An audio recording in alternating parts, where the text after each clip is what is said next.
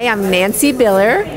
I was a Peace Corps volunteer in Chad from 1977 to 1979.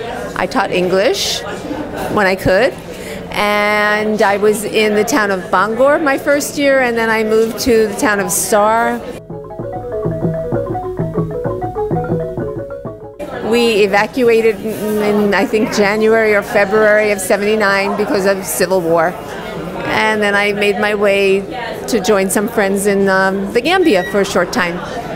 And it was, as for most of us, I think, the life-changing experience. So I'm David Blaine, and I was in Chad from 1975 until 1979. Fortunate to be living in the African section of town. And this one family across the street, when I first got there, I was riding my bike to work, and there was this woman and her kids sitting there against the wall, and I rode by and she was throwing rocks at me. And I'm going like, what is this? What kind of greeting is this, you know? And anyway, the next day she did the same thing, and so it was kind of unnerving me at the beginning, but then the third day, I was riding by and she got up and jumped in front of me and said, "Hey, what are you doing here?" And I said, "Well, I'm working for the forestry department." And he said, "What do you know about forestry here?" And she just gave me a hard time, you know. But anyway, that family kind of became my host family that kind of just welcomed me into their house. The grandma, and this old, the grandpa was old and blind, and I'd go and sit with him and we'd have tea together. He made tea for me every night, and they never asked me for anything, ever.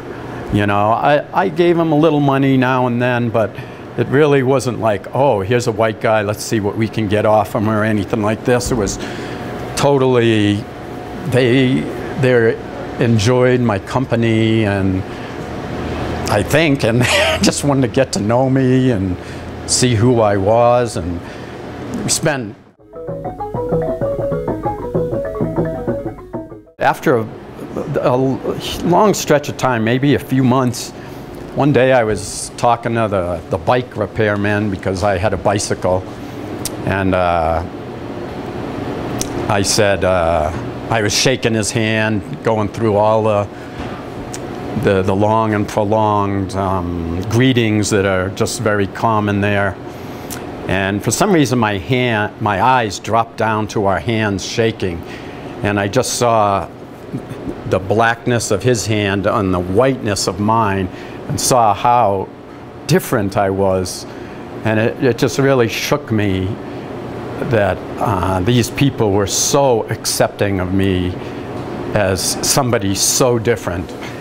And I think right then and there it had a big impact on my whole life about trying to accept other people wherever I've been, you know. And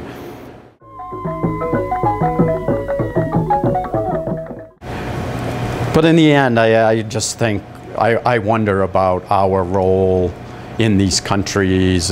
Are we really helping, or are we just delaying the inevitable? Or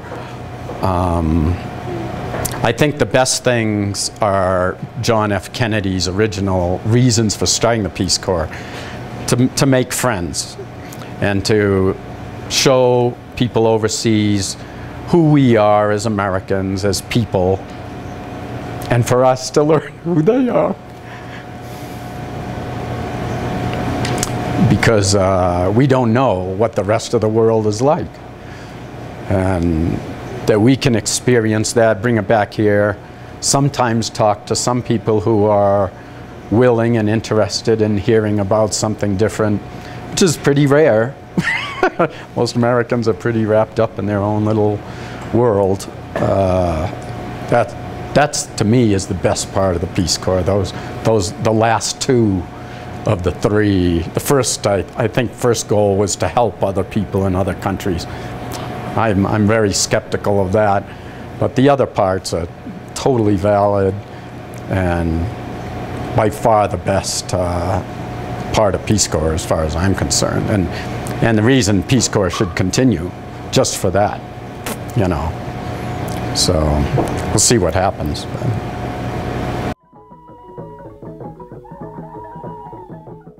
If volunteers go in thinking that, hey, I'm here to make friends and that's my main job, I don't think anything can be wrong with that, you know. And go in, learn the local language and walk around town. That's the key. And you'll have an awesome experience that make you a better person, you know. Open a lot of closed doors in your mind and make you a person who you never thought you would be.